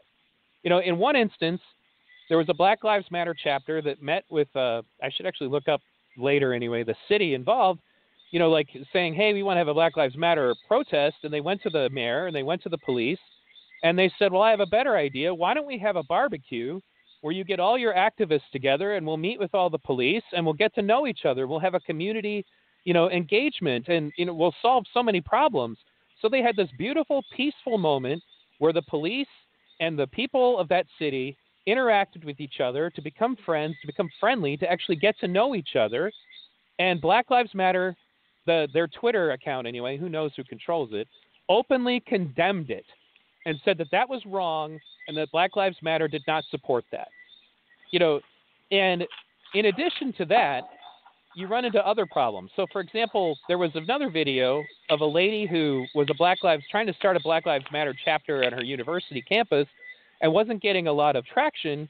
So she literally created a false Twitter account to threaten herself and say that if anybody showed up at this event, that, they were going to shoot everybody. So the result of that was she got 100 plus people to show up to her event to support her, but then she got caught and she went to jail because she created an incident. But she was so desperate to have her oppression fixed that she literally created a false incident to, because she wasn't getting enough racist traction in the place that she was starting a Black Lives Matter chapter. So it's hard for people to consider the fact that all of these things play against them. If they're an activist group, the whole point of activism was supposed to be to try to convince people to support your cause. If you're not doing that, then you're failing. And if the reason why is because the strategies that are being pushed on you are not effective, who does that benefit? And that's another thing I needed to point out was the final group of people that have a vested interest in the chaos that's going on right now is the Democratic Party is hoping that they can swing all of this in such a way to help them beat Trump in the election. But it's not a good idea. It's not going to work. Things are kind of a question mark right now. I know that before the COVID-19 thing happened, I was kind of the opinion that as much as I voted for Bernie and I wanted him to get the nomination, when he didn't get it because the DNC clearly screwed him again, I was going to pull out the popcorn and watch, Trump make Biden his prison bitch on the debate stage because Biden is a terrible candidate in debate, especially now. But I just figured, well, that's it. You guys have just picked the least electable candidate of all of them, and I was going to laugh at them. That's the only reason there's even a question mark now is this COVID thing as to who people might vote for if the votes get counted correctly anyway. And I've already done multiple shows about election fraud, but the point is that when I was getting back to who's benefiting from the chaos, you have all these groups of people that think that they're going to get what's best out of this. And then when you bring up the communists, they believe that this is their opportunity to get their grand communist revolution. And they think that it'll happen, militarily. And when people are like, well, you're just red scaring, I'm like, no, I got screenshots of discussing things with people who identify themselves as members of Antifa, literally praising Stalin and saying that Stalin should have killed more people. Those people exist. They're real. And they think that they're planning, a violent revolution. These are not the kind of communists you want. And, that's why to say it's like we could be concerned about the rise of the right, but there's also an extreme left that thinks it's going to take charge, and you don't want those people either. And communism, that's the other thing is like people are suggesting, on the college campuses, communism is making a big comeback. And one of the original Black Lives Matter founders is literally on video saying, I'm a trained Marxist and a trained Marxist organizer. That's literally exactly what she said verbatim. That's not a paraphrase. I saw that video. That's what she said. Right. Yeah, I saw that. I saw that video. So I think that what comes out of this, first of all, is that any legitimate progress that was made towards what I would call positive socialist ideas that people like Bernie Sanders might have made he took enormous shit for just using the word socialist. Now you got people that are openly radically communist who think that Stalin should have killed more people. The backlash that's going to come at that is going to set back the legitimate leftist movement that really does care about people decades. If there ends up being a violent communist uprising, any hopes that we would have had of people even being willing to entertain that notion would be gone. You'll bring back all of the negative attitudes about it. That's something I remember mentioning to somebody was I can't even have legitimate conversations with people just about healthcare, things that are, not oppressive in any way. This is where I have to interject a little tiny bit, because you know what? This is not the trajectory that's happening around the world. Really, honestly, this is not. The left and the right is not doing this in Dominica or anywhere else in France. It's not this. There's different things that are happening. And really, these people who think that they're so elevated because they have these leftist ideas, they're not realizing that they actually come across as the most extreme version of right wing, because they're so stuck in their nationalist perspective. They can't even imagine how the rest of the world looks at things. It really, really, really, really, really, really. It's you guys just look like a bunch of buffoons. Really, all of you look like a bunch of buffoons. I'm sorry if I'm being insulting, but that's the truth. Well, no, that's how people from Europe say it. They're not going oh, Black Lives Matter. Oh, that's so great, and the right wing's so crazy. They're just going that's just crazy. Well, right. That's one of the things that Bernie Sanders pointed out was that countries like Denmark, have a lot of social programs, and there's nobody being rounded up and shot. But we had, during the Red Scare, a point where you can't even talk about collectively working together to help each other, or you're a communist, which equates to, millions of people dying. Those two things are connected immediately, even when they shouldn't be. And ironically, this is the part that's the part that they all miss, is that the reason that millions of people died in communist Russia was not because people failed to share. It's because they identified the farmers as part of their identity war, and they killed them all. So nobody knew how to properly do agriculture, and that's what led to the famines. It's not because the idea that people could share and work together, was itself a failure. It's because of the identity politics. And ironically, in South Africa right now, they're begging the white farmers to come back because they kicked out all of the people who owned land, who actually understood how to do major agriculture, and it led to famines, and widespread starvation. Not because black people can't learn to farm, they obviously can, but because that knowledge went with them when they kicked all the white farmers out. It was the same thing in Soviet Russia when they killed all of them, labeling them as the evil landowner class, and that's the part of communism that got everybody killed, was the identity politics part.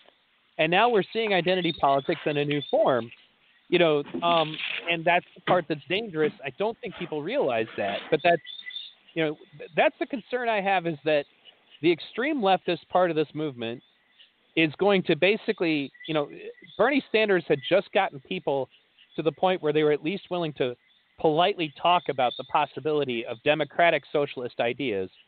And now, if the radical communists show up, and make a movement, especially if they become terrorists, then we will set back that conversation.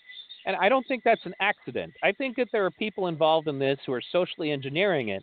That's something that became clear to me when I was in Occupy, because I was part of Occupy Detroit and Occupy Flint, and there were two very distinct things that were different.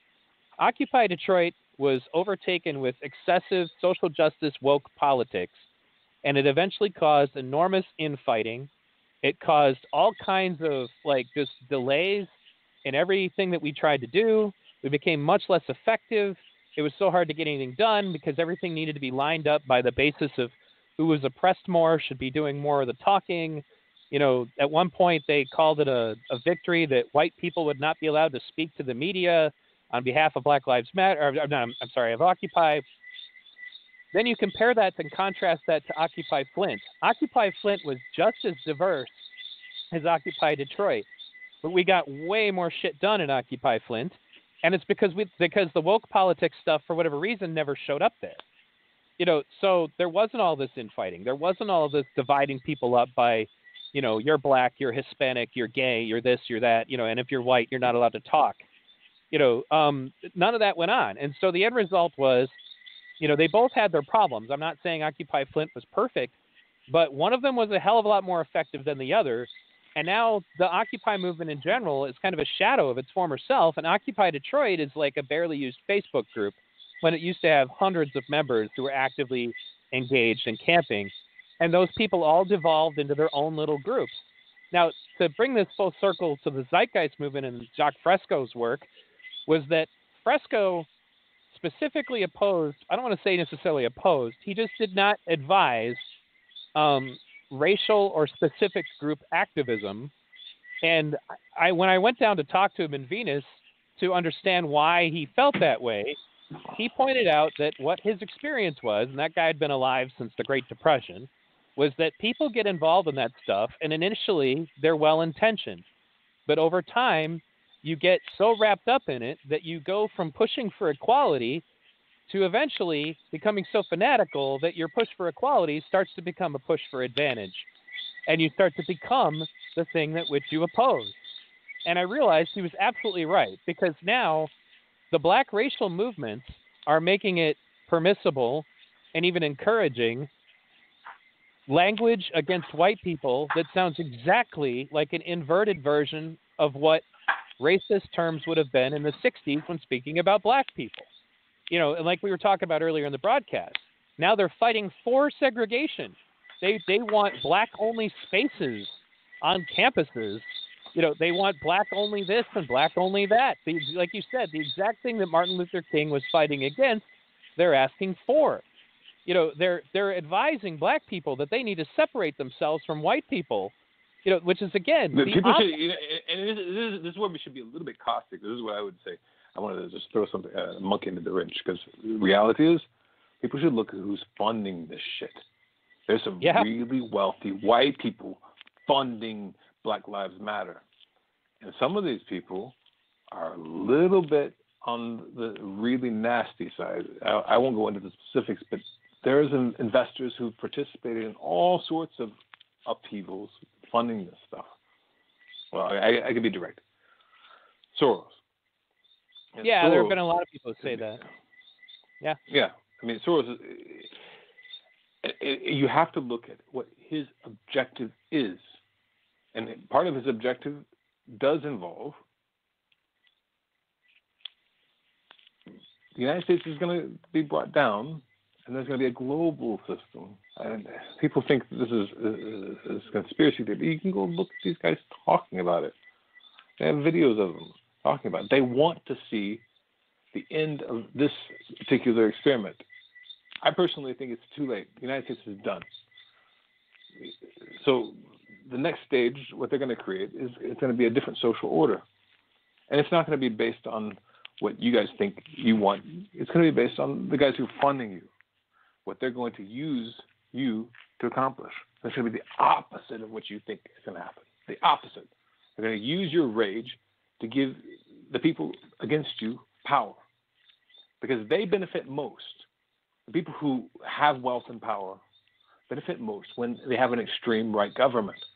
But to get that extreme right government, you have to provoke the population using a left-wing activism group, because it doesn't happen naturally. People don't want to go to this extreme law and order society. You have to be provoked to get it. And you're giving them that ammunition. You're giving them the ability to do that. And they're going to use this to create something even more totalitarian, controlled by white people far, far away. You're going to create this chaos that enables them to create this new order. You're going to give them the justification to clamp down. And then you're not going to have any control of it. None. Well, and that's the other part of it. So, like, I recently, because, again, we have to look at the extremes on the right and the left and what they want. Even in the communist system, because there was a KGB operative who was a defector who came to the United States, and he, tried to give them lectures essentially on subversion and how the Soviet Union was sending agents to the United States to create this chaos, starting off in the educational system, and that the whole point was to try to get, to demoralize and destroy the United States from within. And everything this guy said, and this was like in the late 70s, you can still watch videos of this guy on YouTube. It's all coming true. And one of the things that he points out is there's two major parts of this that are a problem. The first of one is that, first of all, the wealthy, like the ones who are not part of the actual elite planning everything, are going to essentially, what he said was, buy the rope that they will hang themselves with, because they abuse the capitalist system in such a way that people get sick of it, and then it causes support for extreme communist ideas, because people look at the corruption and they go, well, screw this, we want to be communists now because this isn't working, and the wealthy will not see that they play a part in this. So, one of the things that, kind of popped out of that was that, so the wealthy elite in the United States, largely Republican, use the Republican Party to deregulate so that we can sell our economy to China, which is what's happening right now. They're selling our economy to China. And you see this more than ever now with COVID happening, with all the things that we don't have in the United States because they were manufactured in China, and during the COVID lockdowns, we couldn't get any of them. So the wealthy, so addicted to their profits, essentially create the situation that allows a communist uprising to happen, unwittingly. And they just think, they blame it all on the poor people but they don't recognize their part in it, which is their greed gets so out of control that even the capitalist system can't function in that circumstance. And that's what leads to the radicalization and the willingness on the part of the poor to try to embrace the communist system. But the other aspect that they pointed out was that these kids, who get talked into becoming the stormtroopers of this kind of uprising, once it's over, the people who take over have no further use for you, and they'll get rid of you. Hitler got rid of his brown shirts. The Bolsheviks got rid of their extremists. And basically, once they because one of the things the Soviet guy pointed out was that such a regime is not going to have any tolerance for protests and riots and all that at all. So after you've done your purpose for them, they get rid of you, because he also pointed out is that inevitably what happens is the same people that are protesting now, if an extreme communist regime took over, would be trying to protest and riot again. The difference is, in an extreme communist system, they'll just shoot you. It's like Tiananmen Square. It's not going to be cops standing there across from you, letting you hurl insults at them and spit at them. It's going to be people shooting you dead. Because at that point they don't have any use for you anymore. They've taken over. They've gotten what they wanted. And the utopia that they thought was going to happen doesn't happen. And that's when it gets snatched from them. And I think that a lot of these people, whether it's they think that they're supporting the communist side of it, or they think that they're supporting the fascist side of it, neither of them are aware of the fact that at the end of the day, if you're the ones who are out in the streets doing all the dirty work now, you don't have a future in either of those outcomes. Because if you don't fall in line, an absolutist fascist system does not in any way put up with any kind of fighting against it. So the modes by which that they took power will not work anymore. And that's another reason why I said that people don't recognize that they're being allowed to do this. They don't have any realistic understanding of where they really sit is that, like we talked about, the police using small arms and all that. We haven't even discussed the military, and that was something we kind of touched on a little bit earlier, but I wanted to also kind of emphasize is that people are now also being deluded into thinking, this is on the right and the left, that their firearms that they have, which I do believe people should own, will empower them to engage in some kind of revolution. The problem is that we don't live in the time period when the average farmer's musket was not that different than the average, redcoat musket. We now live in a world of extremely powerful surveillance systems, aircraft, tanks. There's so many things that if the people of the United States wanted to have an uprising, they will not have access to. And these kids, especially the ones, if you need a safe space because somebody drew Trump 2016 in chalk on the sidewalk in your college campus, you're not going to be able to handle a firefight, And if you can't take any kind of orders, that's actually something that I mentioned this a little bit earlier before we were on the air. There was a guy who did a show because he monitors 4chan and Anonymous, and Anonymous actually hacked into some of these Antifa groups to listen to what they're saying, and these people they can't get anything done because they can't organize because they're all anarchists who hate all forms of hierarchy. The problem is that if you don't have any discipline, if you can't take any orders, if you can't establish any kind of hierarchy in any fashion, you cannot engage in warfare. So these people compare themselves to the Viet Cong or the Taliban, and I'm like, you don't know what you're talking about. Like, I've got the Marine Corps manual on insurgency tactics like less than 5 feet away from me, and most of it was based on what went on in the Vietnam War. The Viet Cong had a very rigid command structure, and if you deviated, they'd just shoot you. And that's one of the reasons they were effective. You couldn't, what do you think you're going to protest against your commander in the Vietnam War? No, of course not. If these kids can't even organize to figure out what they want to do as Antifa, which is apparently one of the things that they revealed by when 4chan hacked into some of their private servers to listen to their chatter, is that they fight with each other constantly. They argue all the time. They don't have any kind of cohesion. So they're basically just being led like lemmings to their demise. And meanwhile, creating like we said, the foundation for the situation that's going to make people comfortable with the idea that large portions of people are going to start getting arrested and taken away, and nobody's going to care what happened to them.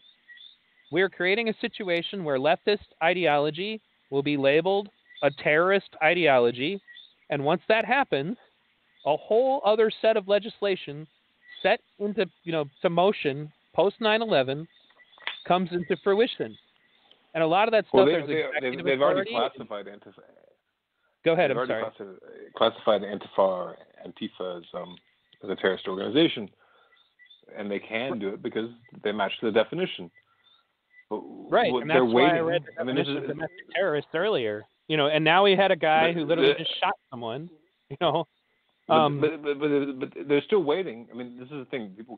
Young people really just don't get this. If they haven't watched a few generations of how this progresses, there is an actual ruling class. It's not the politicians in front of your face, and they're progressing gradually. And we're setting the stage for someone else to use this power. And it's a question of public relations when it's a good time to do it. And you're just creating the perfect conditions. And that comes down to the population, the general swing of the population turning against you to such a degree that there's not a significant backlash to crushing you. Everybody will be happy to see you crushed once you pissed everybody off. Once you've insulted enough people. Yeah. You read the comments on these YouTube videos. Anytime there's a video of people finally being arrested, I honestly think that, for example, the federal officers that got deployed in Portland were essentially playtesting how this legislation worked, because federal officers were allowed to arrest people without reading them any Miranda initially, just pulling them off the streets, putting them in a van, carting them off somewhere, and then eventually releasing them. But all of that is legal. That's the part they don't recognize because they don't know, because they haven't studied it. None of that was illegal. Was it moral? That's not the question. The question was that they were attacking federal buildings in Portland, and that creates a situation. Like, I've been studying the Patriot Act again because I had to brush up on it. But a lot of the changes, for example, that were put in the Patriot Act was to identify arson specifically as an act of terrorism. And what is everybody doing in all of these? They're lighting shit on fire. And not only that, there's a push specifically to attack federal buildings. And then they arrest people and they release them again. Like it's catch and release, like they're fishing. Because they do. They bring them in, they read it, they take their fingerprints, they mugshot them, and then they just let them back out.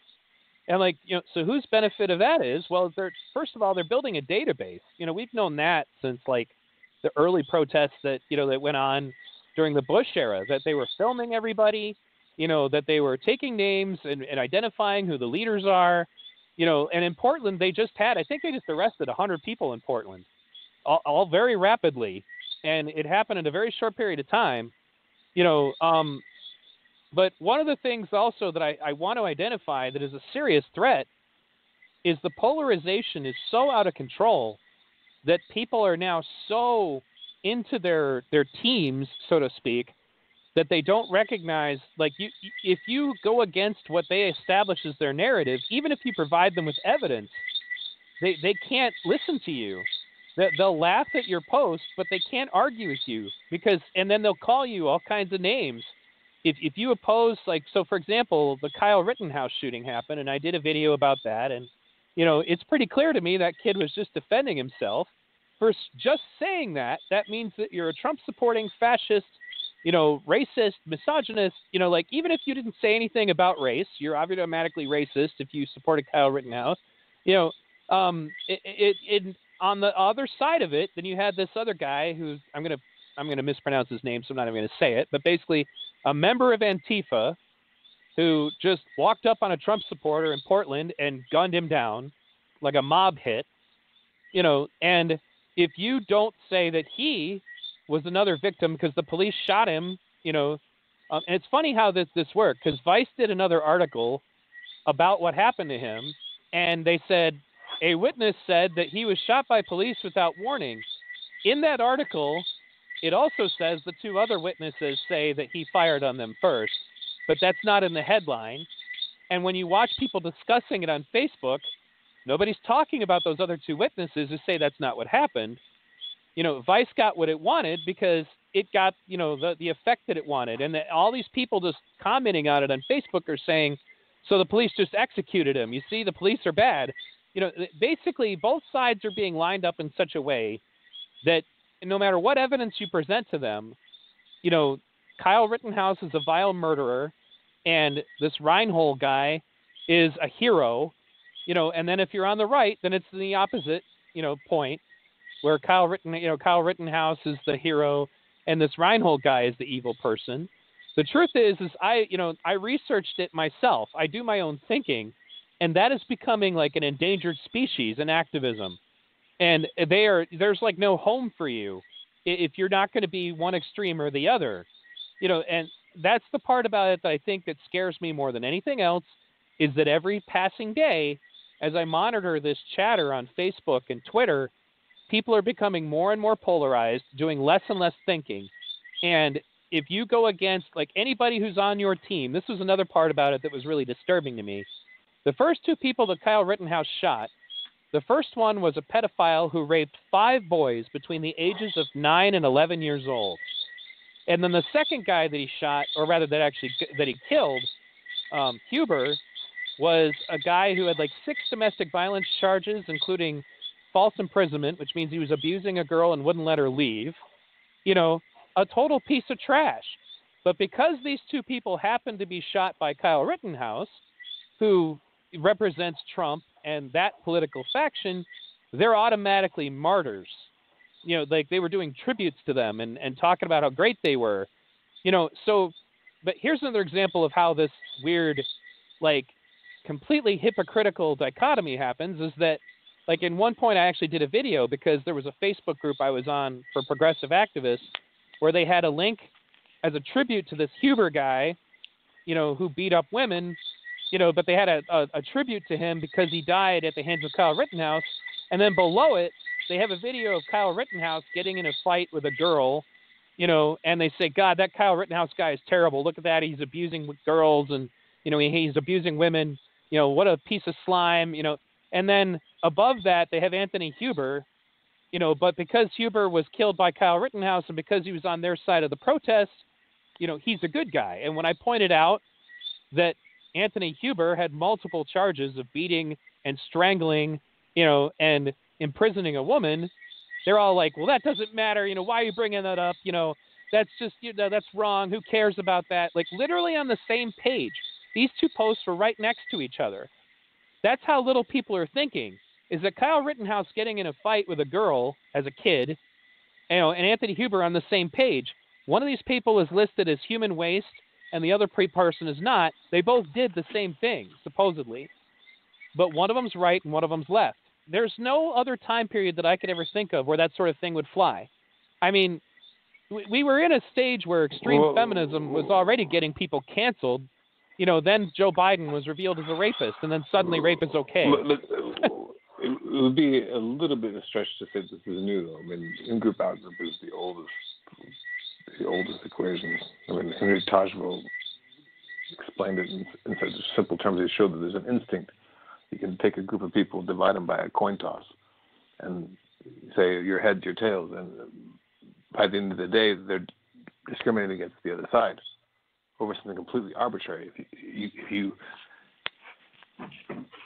spike that instinct of the tribe, which comes from all social animals, which we are one of the social animals, then it inherently becomes stronger. If you make them feel like they're the outsider, if you say all white people are racist, and the person feels like they're a white person, and they feel attacked, that strengthens their resistance to the group that's being framed as the out-group. You actually can accentuate racial divisions just by making that be the thing that you divide people on. I mean, I agree with that wholeheartedly. On their I'm just saying that I'm just saying it's gotten so extreme that now it's utterly irrational. Yeah, I could show them videos. But it's always irrational. Well, yeah, I'm just saying it's way worse. Yeah, but I agree with that instinctual aspect. I talked about that on my one of my last shows with Ray, was discussing how this guy named Daryl Davis was an activist who essentially recruits people to leave the Ku Klux Klan. He's a black man, and the way he does it is he befriends them and humanizes himself to them to the point that they realize, man, these black people are not so bad, and then they leave the Klan, and it works. Whereas getting up in a Klansman's face and calling him a racist and calling him a piece of shit, it does the opposite. No, you're absolutely right. That and that's at the core of why this activism doesn't work. And that's why, it goes back to what I was telling you about that group that was radicalized. Because they're dumbasses. And this is what I would challenge, what I would bring to the table here, is that rather than trying to play into the rationalization angle, like trying to argue against them, we need to actually play the other side of it. And we need to actually just call these people out as dumbasses because they don't understand humanity. And they're going to get their asses kicked. And we need to start talking to them like that. The old left needs to raise their voice. The old guys, the old women who've been at this shit for long enough need to get off their asses and stop being such cowards. They need to tell these little punk-ass kids, you're dumbasses. You're fucking things up. Right? I agree. Right? This is what we need. Otherwise, the right is going to kick your fucking asses, and not just your asses. You're going to take humanity down a fucking nightmare, a far-right nightmare. Okay? You're not going to fucking win. You're not going to win. You're not going to win. You dumbass, punk-ass kid who doesn't understand history. Shut the fuck up. Right. That's what we need to do. That's what I'm bringing to the table. I'm right there with you. I think that's what I have to bring, and it's been 2 hours. So I would say that that's my conclusion. We need to have the old left needs to raise their voice and act like the adults in the room, because you are. Because there's no other fucking adults in the room. The young left are a bunch of punk-ass kids. And they need the old left to stand up and say something. Okay? And agree. You need to be a little bit aggressive. These guys are being aggressive to you. You need to be aggressive. You need to show them that you are the actual authority, that you don't have authority if you don't actually know history. If you don't know shit, if you're not willing to talk in terms of logic and reason, you don't have authority. Your dumbass opinion that it came from someone else doesn't mean shit. You're just going to get people killed. Right. Shut the fuck up and learn your history. Yeah, I agree completely. And I hope that people are listening, because at the end of the day, we're talking about something that in the long run is going to have serious consequences if they don't. So the live part of the broadcast, serious consequences. But they could still hear the recording, so we can cap this off. So I hope that, I'm looking forward to more content from you. Your website is linked here on my the description for this episode, and I hope that people who tuned in consider following the work that's coming from here, because I think there needs to be another movement now within the left that's sensible, that recognizes that we need to take back charge of what's going on. And I agree that they're cowards, and it's because of the cancel culture. They're worried about that, because these people will try to get you fired from your job. They'll do all kinds of stuff essentially to terrorize you, if you don't fall in line with them. Yeah, and I think that's why people are quiet. Just step the fuck up. We can turn that shit around. The reality is, it's just the momentum of cowardice that enables this shit.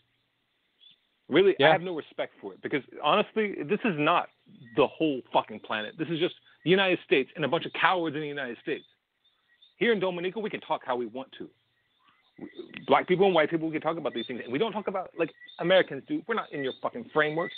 You think you're so fucking elevated, you fucking academics talking from an American standpoint, acting like this is universal. It's not universal. The rest of the world is laughing at you. All of you, you dumbasses. You're not achieving anything. Don't hold back, Aaron. Tell them how you really feel. Eurocentral, American-centric idiots. Right. The whole world is laughing at you. All of you. You think you're better because you're laughing at Trump? They're laughing at you too, you dumbass. Dumbasses. Get your fucking heads out of your asses. The rest of the world is fucking diverse. It is not the equation that you learn at the university. Go fucking live in a poor country. Go work in a poor country. God, even just live in the poor neighborhoods. A lot of these kids who talk like this have never even been to the ghetto. Like I have a friend named Rob who pointed out that you get these college kids who think that they know what the ghetto is because they drove through it briefly to get to a rock concert or something. They've never lived there. They don't know what it's like to live in an environment where there's gunshots on a regular basis and you just get used to it. They don't know what it's like to live in an area where the drug dealers run everything. We didn't even talk about the defunding the police and abolishing the police nonsense, because, I've talked about that in other episodes, but it's like, they're not aware of. Let's have that be the next episode. Yeah. Let's have that be the next. I'm all about it. And we can talk about it from a different perspective. For sure, because these people don't know what it's like to live in a place where none of that keeps them safe is where there's no law. And if you're in a place where there is no law, you're gonna have to learn. Like in Dominica, it's very different, right? You have to take care of yourself. And you know what? A lot of these kids, they would fucking cry for the fucking police if you have to actually protect yourself. But this is the reality in a lot of the world. In the United States, it used to be the model where everybody thought that's where everybody could have peace and everything all taken care of. There's videos in Mexico of the cartel actually has armored vehicles. The cartel has armored vehicles like our police do in the United States. So the Mexican organized basically organized crime has their own military. It's not like the power vacuum just evacuates just because you got rid of police and soldiers. But yeah, we can talk about that in another episode. But I have another friend who's from family from Somalia. We should have the entire topic. Yeah. But I do need to go. I should go. No problem. So do I. So thanks again, Aaron. I really appreciate you coming on, and thanks to everybody who tuned in. And I look forward to having that second conversation with you, maybe sometime next week if you're available. Okay, we'll schedule. All right. Thanks again, everybody, for tuning into V Radio.